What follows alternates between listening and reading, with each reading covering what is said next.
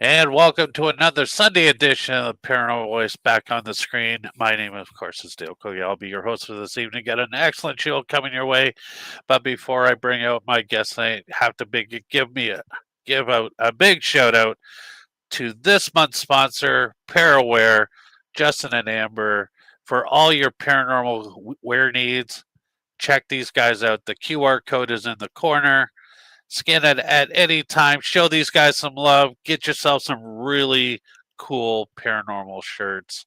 I've got mine in the mail. They'll be coming to me very shortly. So, guys, check out these guys once again. To our sponsors of this month, Paraware.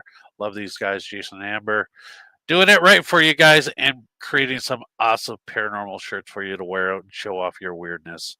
So thank you once again to those guys. And in the meantime, guys, how y'all been doing? It is Sunday. We are already halfway through September. This is like really, really crazy, but it's also at the same time, it's getting closer to my favorite holiday of the year, which is Halloween. But I celebrate Halloween 365 days a year because I'm always spooky, I'm always weird, and I'm always doing something that is very haunting. And of course, my guests today are all the same. They are Lucky Paranormal. They are up in Thunder Bay, Ontario, Canada, of course, home country. I love supporting these guys. These guys are doing amazing things out there. I love watching their YouTube stuff and everything else they're doing. And of course, they are doing this year, once again, they are bringing out the second annual Superior Paranormal, and we're going to be talking a little bit about that and everything else they are doing.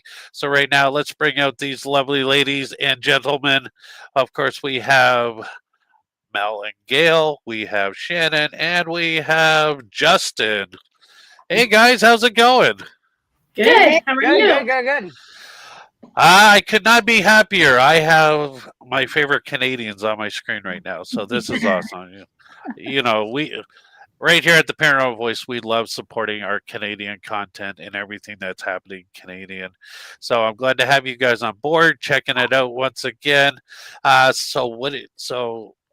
For people that did not get an opportunity to meet you guys already from our last show that you guys were on, let's just go around the board. I don't know who wants to start. Introduce yourself. Talk about how you got into the paranormal, and talk a little bit how Lucky Paranormal came to be. You should start. Yeah. Start? Okay, yeah. I'll go. So I'm Gail. I guess I've been in the paranormal for a long time. Like even my grandparents grew up they had a haunted house, and I kind of got into the paranormal a little bit there. And Mel really got me into it the last couple of years as an investigator. But normally I'm behind the screen, so I'm like filming stuff. But that's how I'm sort of in the paranormal now. Slowly, you're getting more and more on screen. Yeah, that's true. So that's good. As far as Lucky Paranormal, we used to have a little bird named Lucky, and he passed away right before we started our group. And so we just wanted to remember him somehow. And so it's Lucky Paranormal. Yeah. And I'm Mel. And I guess what got me into the paranormal is when I was younger, I watched Creepiest Places on Earth with my mom. And I said, one day I'm going to go to Chillingham Castle. And I've actually been, so that was exciting. And so that kind of just got me more and more interested in the paranormal. Awesome. All right, who's next? All right, so I'm Justin. I got really big into paranormal when I saw my first full body apparition when I was like 7, 8-ish. And then since then, I started watching like the early 2000s ghost shows, like A Haunting, Most Haunted, and that got me like more into like wanting to become a paranormal investigator. And then fortunately enough, 4 or 5 years ago, whatever it is, I was able to meet like Mel, Gail, and all that. And we all came together for Lucky Paranormal. Been grateful ever since to actually do one of the things I love to do, investigate haunted places. It's awesome. And we saved the best for last. Oh, thank you. I'm Shannon. I actually joined Lucky Paranormal almost a year ago now. We actually met, myself, Mel, and Gail met at a witches walk that was hosted here in Thunder Bay last October. And we just kind of were talking about a lot of things and had a lot in common, paranormal obviously being one of them. I've always been interested in the paranormal. I actually had also seen an apparition when I was a teenager in my actual own house, and started doing digging as to why I saw what I saw. And just kind of more got really interested in like the history behind it. I'm kind of a big history buff, so I love that aspect of it as well as anything unknown. I also grow up with a little bit of a lineage of witchcraft in my family. So I have practiced that my whole life too. So I also live for Halloween 365 days out of the year. And yeah, it's just kind of, I use that aspect in my paranormal investigations also. So that's kind of what I bring to the table in the group. And we have a ton of fun together. I think we've got a great group, and I can't wait for Paracon to happen and keep investigating. And I mean, Thunder Bay is such a rich history, being so far north. I was like, okay, where are we? I got to remember, I'm the most southern part of Ontario, Canada, and you guys are way up there. So, I mean, all of you guys can speak on this. Whoever wants to speak on this, just talk a little bit about the history of Thunder Bay. What makes it so active? I mean, there's so many elements to being up in Thunder Bay. So much have happened, but if you guys can just touch a little bit about why Thunder Bay is such an amazing place to be, and also a perfect place for this Paracon to happen. It is surprisingly very haunted in Thunder Bay. Yeah. We've had some of the most amazing experiences just here in town. Not sure why, but it just seems to be that way. Well, there could be a couple of reasons why. Maybe we're surrounded by water, the largest inland lake in the world, right? Freshwater lake in the world. And tons of amethyst mines. Yep. We're on top of tons of amethyst mines as well. Lots of history, like bootlegging in that era. Indigenous presence, of course. So, and the oldest rocks, I think, in the world. I'm not sure. Yeah, it's true. So, there could be more. Anybody else have anything to add to that, Justin, Shannon? I mean, I would have covered like the fact that we're along Lake Superior, you know, like Gail said, the largest fresh body lake in the world. It's like, obviously, so there's a lot of energy with the amethyst and the wilderness around, Lake Superior. There's like a lot of energy there for these spirits to draw, and then I think that just all adds to like the haunting in Thunder Bay. Like, we're more haunted than I actually anticipated we were back when I was like first starting out trying to find a team, and it's like, okay, I don't think this city's haunted. It's not talked about. And then when we get to investigating these places, like, wow, this place is haunted. This place is haunted. No way. This place is also haunted. No. And it's just been great overall. Yeah. I think we also have a lot of history just because of like our old Fort William, it being on like one of our major like ports for lots of travel. So lots of people have kind of passed through our area.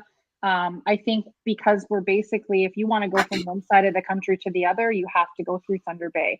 So we just have a lot of activity coming through our city from when we started even, right? So that's a lot of energy that comes with that, and a lot of people, and lots of things have happened here. Yeah. I mean, one of the most amazing things that I had the opportunity to witness when I was up there last year was the rock formation, the Sleeping Giant. Like, that was truly amazing. And it doesn't matter where you are in Thunder Bay, you can always, as long as you can see the water, somehow always be able to see that rock formation. Can anybody tell me a little bit about the history of it, where it came from, how long ago it started? Is it man-made? Anything like that? The sleeping giant. Oh no. Sorry, my puppy's barking. It's all right. He wants to get in on the conversation too. He has something to say. I don't Yeah. think the sleeping giant itself is man-made, but it comes down to like I'm not 100% sure the details. It's been a while since we learned it in school, but it all comes down to like an old indigenous legend of this giant, and then like that's him sleeping there now. And I'm not 100% sure the full details, but I think he's protecting the silver at the mine. Yeah, But now I'm possibly, gonna have to look up history. yeah, and that's the other thing, that we have a very large silver mine close to Thunder Bay as well, and there's also been a lot of tragedy in the lake, in and around Thunder Bay. And I think, yeah, the legend is that the sleeping giant is sleeping there and protecting the resources in and around Thunder Bay. I mean, yeah, being on a lake in general. I mean, with I had this conversation with Brad and Tim Ellis from UPPRS. You know, just being on the lake, histories, ships. You know, so many. You know, ships sinking. I mean, of course, I mean, for us around here, the most famous one that we know of is the Edmunds Fitzgerald, one of the most famous sunken ships on the lakes. So, I mean, yeah, it would probably add to the whole, I guess, like the whole haunting of the area. And water is known to carry that type of energy. And I mean, it's anybody who's ever been to Niagara Falls and how haunted that place is because of the falls. It's truly amazing. But I just thought, you know, when that was pointed out to me when I was up there last year, like it was truly in awe, because yeah, it was one of the most memorable. I mean, I guess landmarks I've ever seen, because you don't see anything like that spectacular. And just seeing all those ships out there was pretty mind blowing too. So yeah, I just always, I've never gotten back. I've always thought about it, but I've never gotten back to researching like what that land was, how it originated, how it got its name. So we'll all figure that out sometime soon. But I appreciate it. But so I'm gonna go around the board. Everybody tell me their most creepiest, freakiest thing that's ever happened to them in the paranormal. Ours are gonna be like the same. no. Have to be Yeah, different. because you Have to guys be all different. do it together. Well, Yeah. I know Mal and Gail. It's like you guys probably had the freak first, but just I mean, I'd love to hear about what's something that truly sticks out in your mind when it comes to any investigation that you've been a part of. Well, for me, it was the old Juliet prison in Illinois. We were there doing like an investigation, and we got like a lot of activity, and it was open to the public. So it was like in the morning, and there was nobody there at the time in one of the jail cells. And then we heard like other people coming, so we're like, oh no, we got to stop, you know, because we're investigating, and we really shouldn't be doing that right now. And I heard a male's voice whisper in my ear, and I've never, like, I've heard of people getting whispers, like spirit whispers in their ear, but for me that was the first, and it really spooked me. I wasn't expecting it at all. Then we went to Chillingham. There was like a huge hiss that came down the stairs, and it hit Gail in the ear, and all of a sudden she shifted over, and then I shifted, and a guy across the table all at the same time, because it was so hot and it was so crazy. It was like a screeching cat noise that came through. Nobody was up there, and they were talking about a man who used to torture a lot of people in that area, and he had like a hidden layer underneath where we were sitting, and so I think he was like saying, "Don't stop talking about me," like, you know. And so it was, and then my whole side of my face was red because of that the heat and the noise and the sound. So there's a couple of things that were kind of spooky. Who's going to be next? I've been trying to think of something creepy, but the problem is I don't think I've had an experience that I can classify as towards myself as creepy. It's Well, like, it could be it's what something I sticks out haven't your gotten mind scared more. yet. I Thing mean, that not scared everything's my creepy because mind more, I I don't get know. freaked out easily. I think one of the first wildest experiences I ever had live was at Trowbridge Falls, famous haunted spot in Thunder Bay, featured on Creepy Canada back in the 2000s. It was the middle of the night. We're all trekking through the bush, and then we're all just laughing and talking, and then next thing you know, this loud growl came from like the right side of us. We all heard it. We all stopped in dead silence, looked in that direction. Eventually I get home, going through the footage. The growl itself was not there on the camera. I think that was like one of my first wildest captures or experiences I had out in the field. Jenna, what about you? I would say for me, it's not been like on a paranormal investigation. It was when I was a teenager, and I was getting ready for school at our home that we lived in. And for some reason, something just told me that I needed to go out around the corner and look into like the living room area. And there was a little girl standing in the living room, and I watched her run into our fireplace. And it just stands out because it's the first time I think that I ever really was like, what was that? What did I see? Why did I see that? So it always sticks in my mind. I don't think it doesn't creep me out. Most things don't really creep me out too much. But it definitely stands out in my mind, probably because it was my first experience, and definitely nothing I never will forget. And that's what I find about a lot of some experiences, and it's just like there's things that have happened like in my everyday life, and I can't even tell you what I ate yesterday, but there's experiences that just stick out in your mind, and you'll never forget them. Like the details, like you said, like a little girl running into a fireplace. Like, I mean, my first instinct would be to dive after them. But then you're like, wait a minute, there's not a little girl in the house. Like, how can that be? So That's right. this is the thing that is always fascinating. And I ask this of a lot of people is because, why do these certain events stick in our minds for us to remember when there's other things that are probably as important, but they just don't stick out in detail. And it's always detail that we can remember things in. Mm-hmm. Like yeah, I actually remember what you told me, Dale, one time was that you got like abducted and turned around in a vehicle, even, and that story sticks out in my mind as well. The one that I was just actually telling that story the other day. We were talking to somebody about aliens, and they said, "Do I believe in aliens?" And I said, boy, do I have an alien story. And, that's another thing. Like the detail of that day, I mean, I can still recount that, like word for word, what me and Michael John were talking about, what we were doing.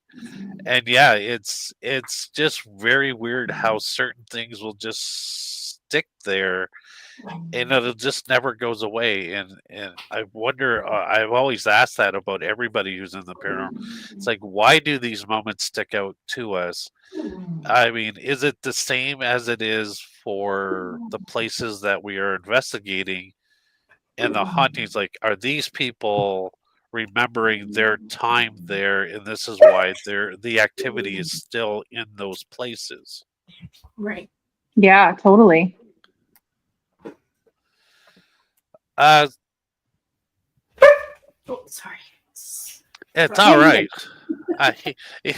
He wanna wants come to, say he hello? wants to tell his ghost story too, because Yes. I believe animals are very psychic. Oh, he is. Yeah. I mean, they pick up so much things that I wish, I always say, when I'm done with this lifetime, I want to come back as an animal because I want to experience the paranormal as an animal. Oh yeah, absolutely. Um, so let's dive a little bit into the Paracon. What made you guys think of let's create a Paracon up in Thunder Bay, Ontario? Well, I can It was say, Gail's crazy idea. Oh, Mel's a crazy one. Sure, blame Gail. Quit blaming Mel for everything. It was crazy idea, and we just went with it. yeah, you know what? So we had gone to many Paracons in the States. So, we gone to the Michigan one. We went to one in New Jersey. We went to one Virginia City. Virginia City. We went all over the place, kind of really enjoying Paracons. And I said to Mel, how come we don't really have this in Canada? Like, we should do something in Canada. I think that would be fantastic. So we just said we're going to do it. And then we just went ahead and did it. But the thing is, like, Dale, Mel and I have been doing like party events for the last 10 years. We did like lots of children events. We've done like lots of big parties for family. So we weren't new to doing events at all. Right. Like, when I was working for the city, we did like all those children's events and stuff like that. So it wasn't a huge jump for us to organize a Paracon. It's just that paranormal investigating and the whole topic is something that we love, and we thought, why not? Like, we know lots of people that would come, and we just went ahead with it, and we just knew that the universe would let it happen if it was meant to happen. So here we are. Absolutely. Yeah. Before we get any further, there is a question here that I missed. It says, when you investigate, is there anything you do to hopefully prevent an attachment or harm? Yes. Shannon takes care of us. She does the closing circle and the smudging. She takes care of that kind of thing. So I always feel very safe when she's out with us because she knows what she's doing. I do. I have like an opening like ritual that we do. And then we anoint ourselves with some protection oils. And then we have a closing ritual that we do. And then when we leave the space, we do smoke cleanse ourselves. And we are always super respectful by asking permission to be in the space and thanking the spirits before we leave. And we do set very clear boundaries. Yeah, that was one of the questions. I just listened to you talk. That was one of my questions, like boundaries when you're in investigations to prevent attachments or anything following you home, which I've had happen to me. Talk a little bit about like how important setting boundaries are, and people, you can use this in your own home. If you're having paranormal activities in your own home, you can set boundaries that energies are not allowed to go in certain rooms or whatever. So please talk a little bit about how important boundaries are and how protection is a good thing during an investigation in case there is something there that wants to kind of attach itself to you, I guess. Well, again, like boundaries in this line of work, hobbies, however we want to describe it for yourself, is very important. Like, a lot of people, like, they think it's like, oh, it's scary, it's fun, it's for a good scare, but a lot of people don't understand, like, this kind of thing can get very dangerous very fast. And A, you're not careful, and B, you don't know what you're doing. It's always good to have boundaries set to protect not only yourself but the people you're with in this line of work that we do. Yeah, and I agree. Like, I completely agree with Justin. I also think like setting boundaries at the beginning, but also during, like, when entities come up or spirits come in, we start talking to. Sometimes we're like, okay, we're starting to realize that maybe this entity or this spirit is not of goodwill, and then we'd be like, listen, no, you're not going any further. We're going to move on from you. Like, you can't talk to us anymore. And the whole intent of it as well, like throughout the whole session, is what we try to keep going, just to protect the whole team. Yeah, absolutely. So Shannon, when you are doing this stuff, is there a certain religion, a certain something that you use when you are setting protection over everybody, or is it something that, like you said, it could come from your ancestors, something that's been used throughout the family when you are doing this? Yeah. So I created an opening ritual. We call it a prayer. It's not any religious denomination attached to it in any way whatsoever. But when I created that, I did call upon my ancestors to help me create something that would protect me and protect my friends that I'm investigating with, and to make sure that they're also protected when they go home.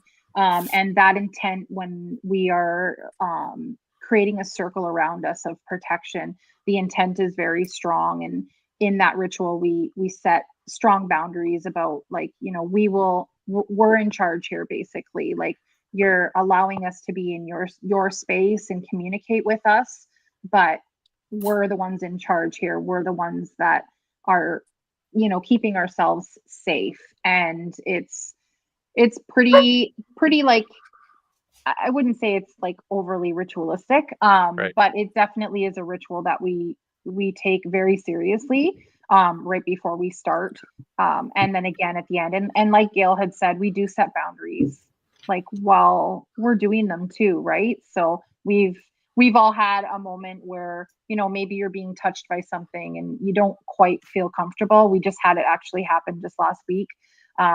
We were doing the SD's method, and I had to actually get quite firm with the spirit, because I was kind of being nice at first and saying, okay, don't touch me. And it kept happening. And then I had to set a pretty strong boundary and put my foot down, basically, right? And say, enough. Like, I'm here in your space, but please do not touch me anymore. And we have to protect ourselves, and we have to protect ourselves when we go home too, right? Like, we all have family members that we go home to. Yeah. So that'll lead up to this next question. Have you ever had anything follow you home? Mel and Gail. And we're not talking animals, Mel and Gail. No, it was actually at hi Ned. It was actually at a cemetery. So a cruise ship was there, and the cruise people were coming down the street, and we're like there, and we're talking, and then all of a sudden we hear them and we see them coming, and we're like, we're gonna scare the heck out of these tourists. So we grabbed our stuff and we went. And as we went, we didn't do any smudging. We didn't do any stay back, nothing. And so that ended up with an attachment. So, yeah. No. Justin or Shannon, have you guys ever had an attachment follow you home from an investigation? At this part of my life in this thing, no, I actually haven't. So I guess I can consider myself lucky there. But if I did, I'd probably be like, you know what, guys, I can't go out tonight. I'm working from home. That's called bringing your work home with you. Exactly. I love your analogy there, Justin. I love that.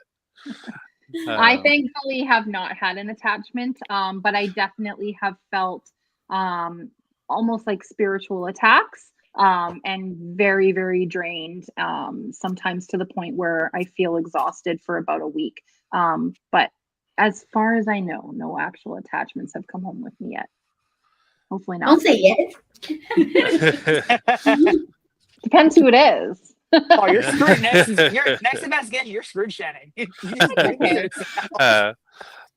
I had a very traumatic experience having an attachment come home with me after an investigation. Oh gosh. But that's a story for another time. This show's about you guys. I will not go into details about that, but I'll tell whoever wants to hear it off the air later. But Well, I'll definitely listen. I'm Yeah. curious. But yeah, no, it's attachments, yes, and this is why it is important to when you are doing protections and rituals before and after an investigation, why it is so important, so that anything that does get attached to you will. I mean, with me, when I leave a location, I always make it firmly known that you are not allowed to come home with me, especially after what happened to me before. I never want to experience that again. Yeah, for sure. We got a question here. In your opinion, do skeptics or believers make better investigators? I'll let you guys answer, and then I will answer that right afterwards. Who would like to start with that? Honestly, like any true paranormal investigator is both at the same time, actually. Good Because answer. I believe it's the only correct answer, because something paranormal happens, but the first thing you have to do is you have to try to debunk it, whether it's like replaying it, like going through photos, like you take a photo, you have something, you have to like take multiple photos of the same thing, try and debunk it.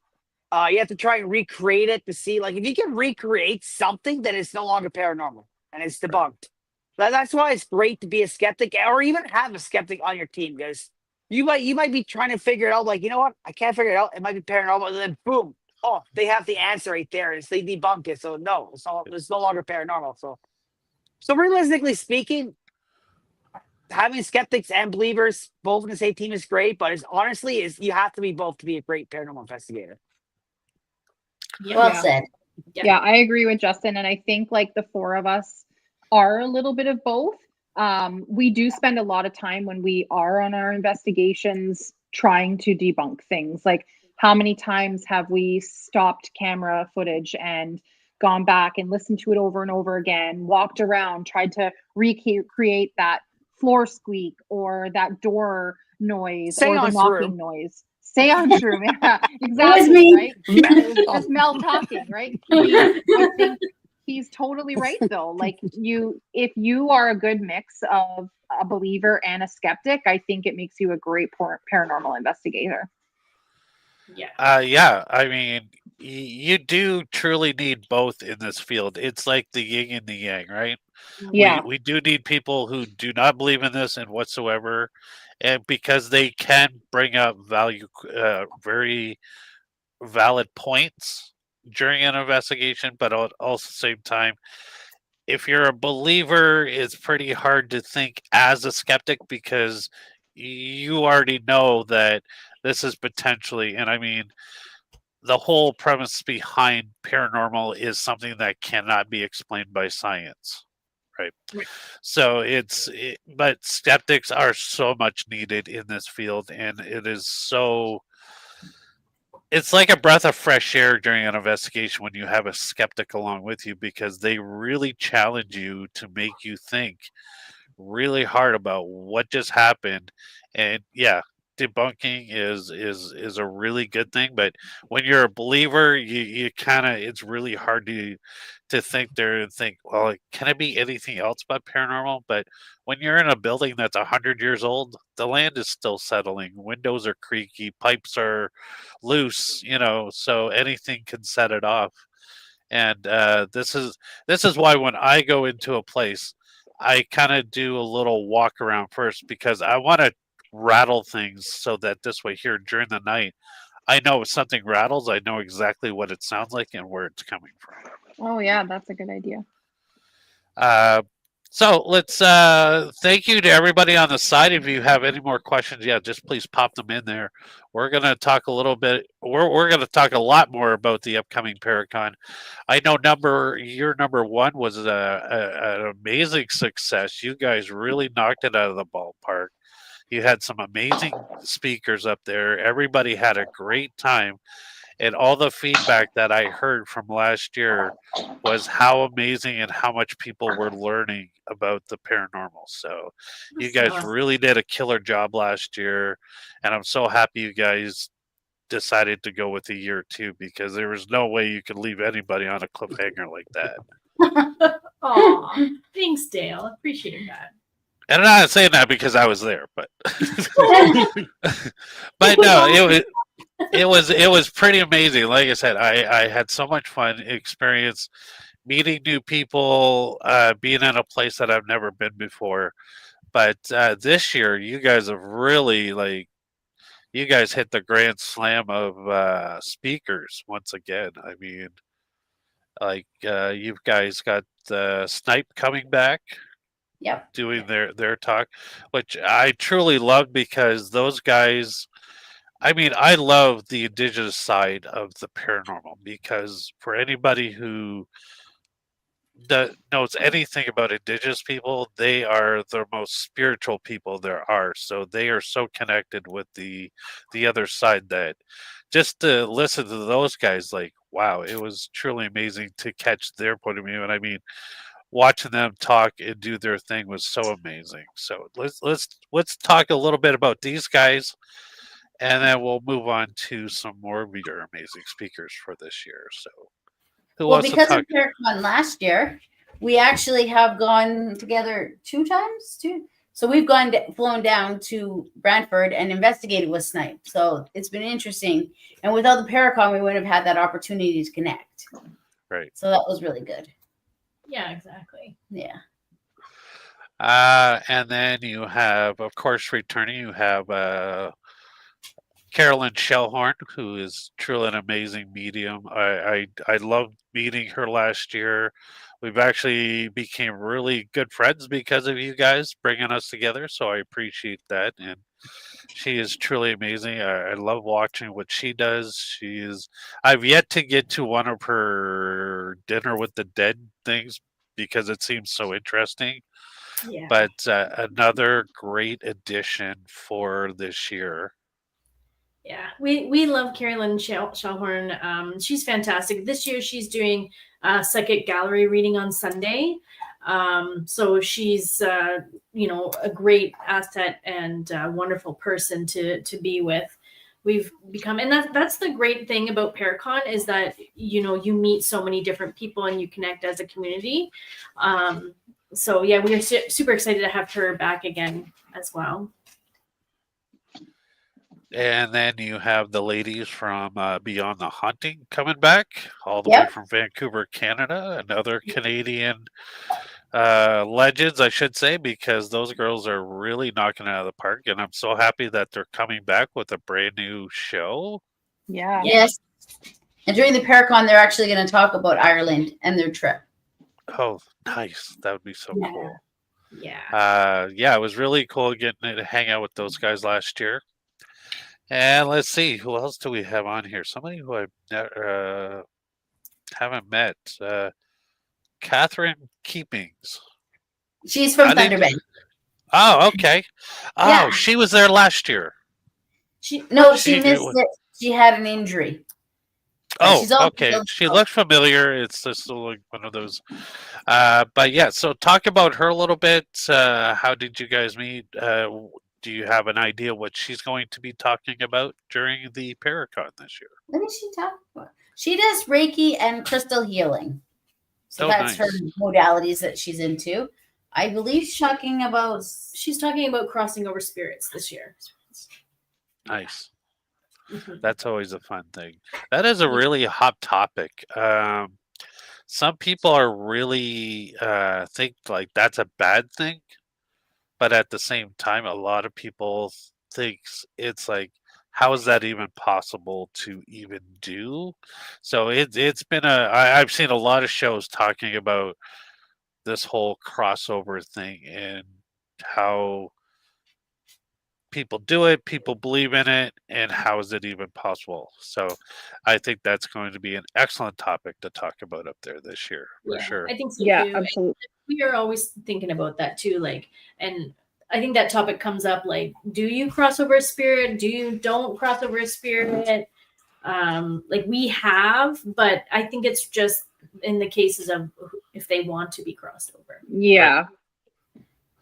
I was going to say that too, because I mean, I have been in on investigations, but I think of it more as letting them know it's okay to cross over.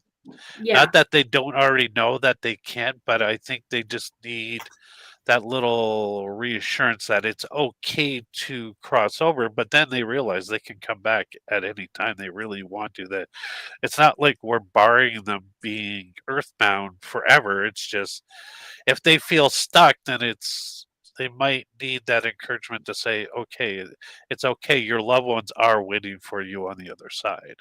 Yeah. Yeah, that's right. So that's pretty amazing. And then we have Elliot Van Dessen, Dawson, Dewson. Yep. Yep. So he runs the Halifax Paracon out there, and he's in his 3rd year of running that Paracon. Oh, okay. Yeah. So, and he's also an ex-RCMP officer. So he's going to be bringing law enforcement and the paranormal topic to the stage. So, which will be very interesting. But he's a parapsychologist as well. Oh, that's cool. Yeah, no, I'm trying to get out to that one because he has Tony Rothman out there. And if anybody knows Tony Rothman and his experiment that he does, truly amazing guy. But he's going to be out in Halifax, so I was like, man, I've known Tony now for several years, but never met him in person. So I'd like to get out to Halifax this year to meet him in person, him and his lovely wife, and see his experiment being used live because it is truly mind blowing. What is the experiment that you're talking about? Okay. It is off the top of my head right now. The name of it, just give me 1 second.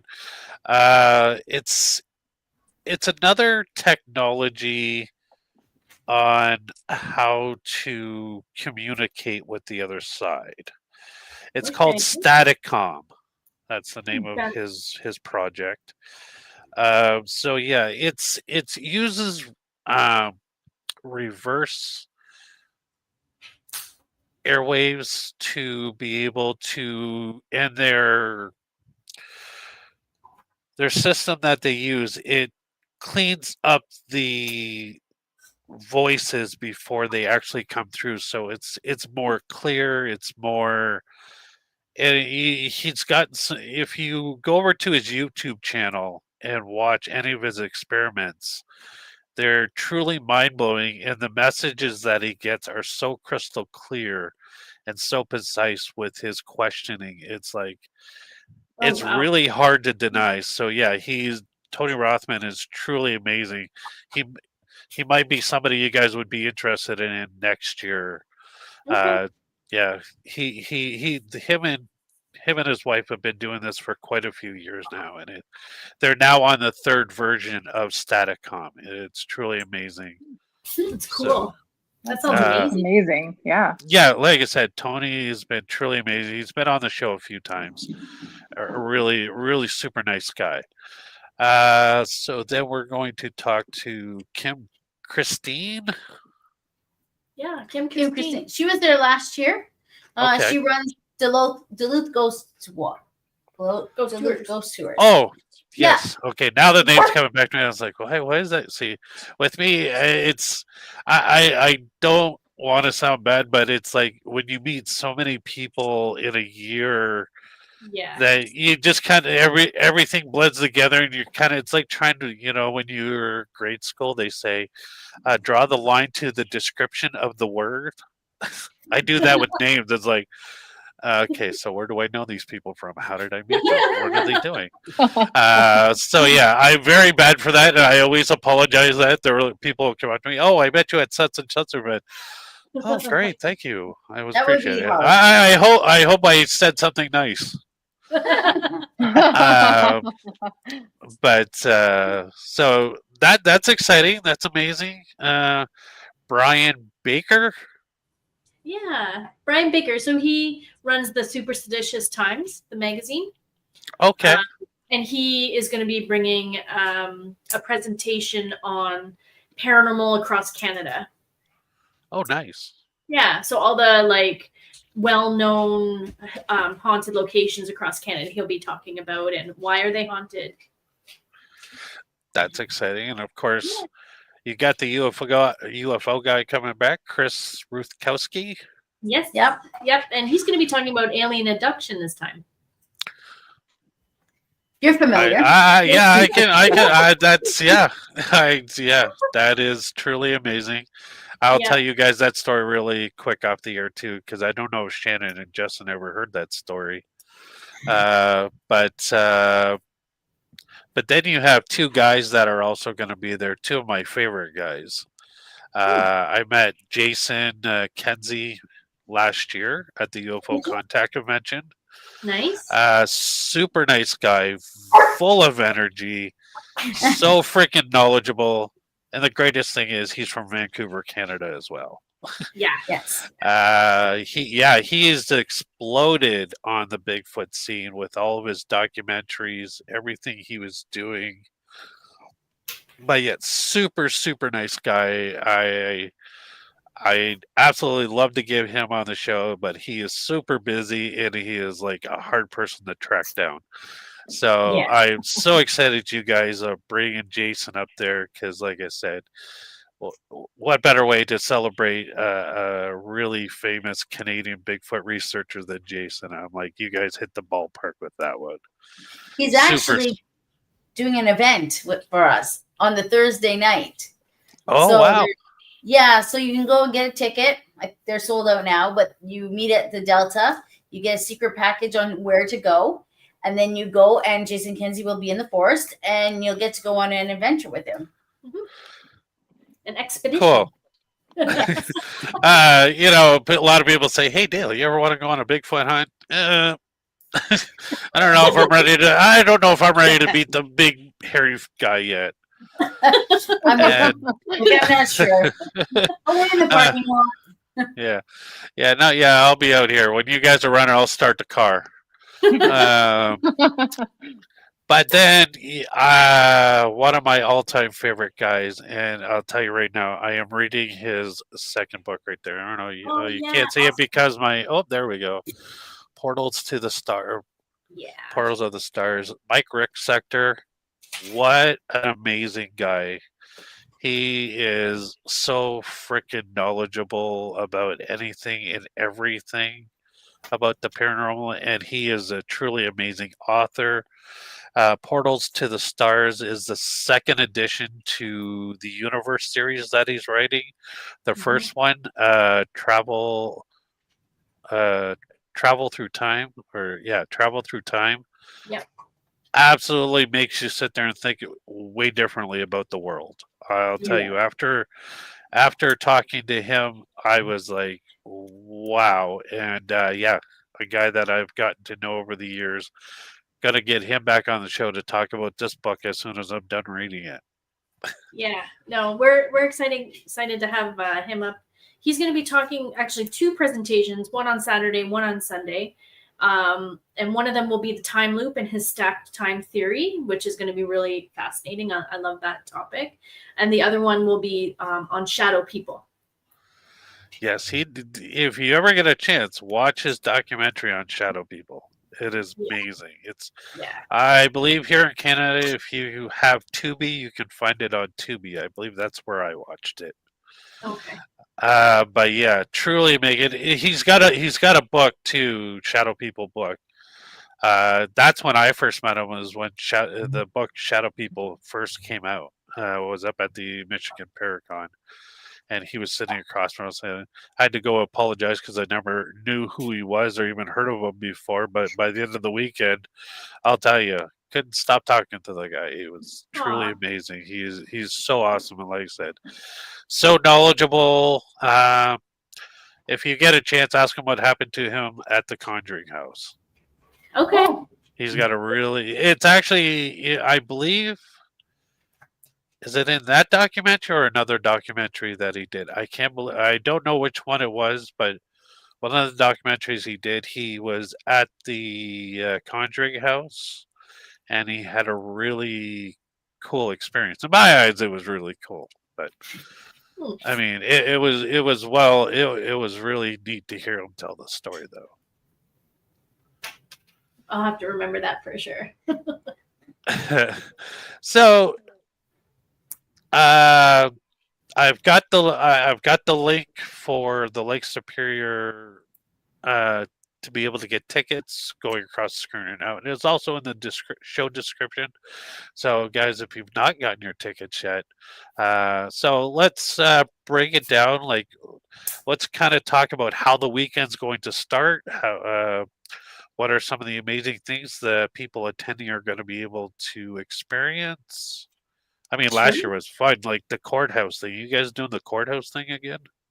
That place No, was it's all amazing. different. It's completely different this year. Oh, dude, Not now completely different. I gotta buy a ticket and show up. You gotta Yep. show up. Now.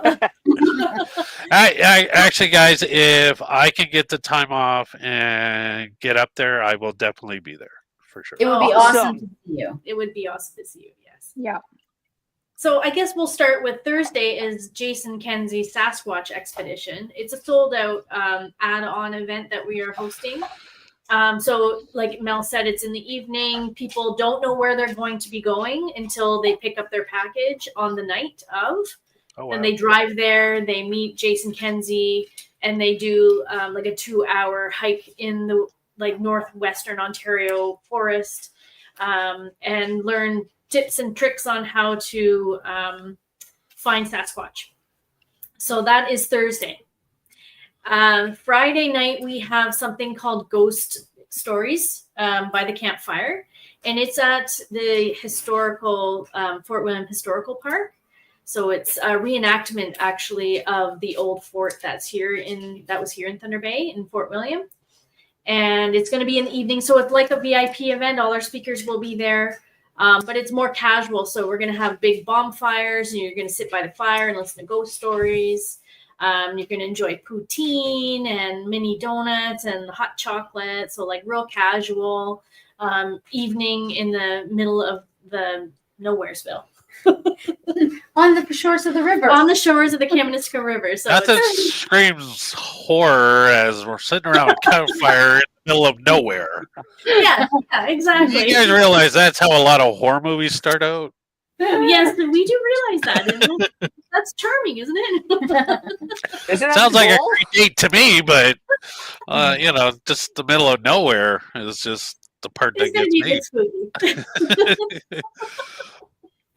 So bring a Bigfoot costume and bring my own We got one of poltergeist. those. I love it.